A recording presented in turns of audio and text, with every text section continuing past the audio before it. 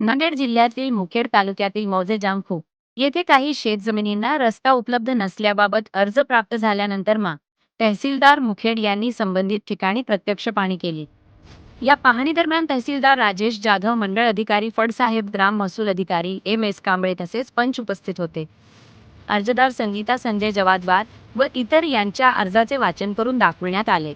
त्यानंतर गट क्रमांक 315, 309, 312, 316, 310, 311 आदी शेतजमिनींची पाहणी करण्यात आली।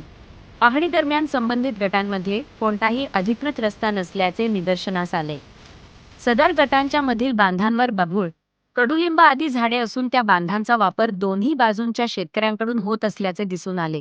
मात्र गट क्रमांक 315, 314, 313, 312, 311 या शेतजमिनींना स्वतंत्र व अधिकृत रस्ता नसल्याचे प्रत्यक्ष पाहणी तसेच नकाशावरून स्पष्ट झाले।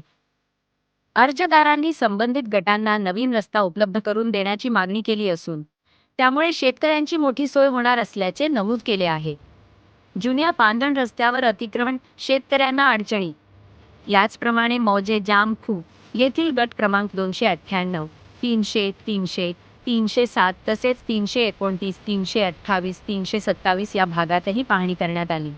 अर्जदार शंकर माधवराव गोंडराव यांच्या अर्जाच्या अनुषंगाने ही पाहणी करण्यात आली।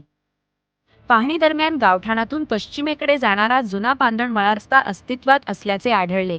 हा रस्ता मागील 10 ते 40 वर्षांपासून वापरात असल्याचे स्थानिकांनी सांगितले।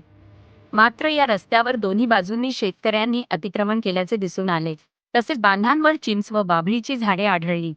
रस्त्यामध्ये नाला असल्यामुळे वाहतुकीस अडथळे निर्माण होत आहेत। यामुळे शेतकऱ्यांना मालवाहतूक, बैलगाडी तसेच जनावरांच्याने आणि मोठ्या अडचणींचा सामना करावा लागत आहे। त्यामुळे सदर पांढरण रस्ता मोकळा करून देण्यासाठी पुनर्मोजणी करून अतिक्रमण हटविण्याची आवश्यकता असल्याचे निष्पन्न झाले आहे। नांदेड जिल्ह्यातील मुखेड तालुक्यातील मौजे जामखू येथे काही शेतजमिनींना रस्ता उपलब्ध नसल्याबाबत अर्ज प्राप्त झाल्यानंतर तहसीलदार मुखेड यांनी संबंधित ठिकाणी प्रत्यक्ष पाहणी केली। या पाहणी दरम्यान तहसीलदार राजेश जाधव, मंडळ अधिकारी फडसाहेब, ग्राम महसूल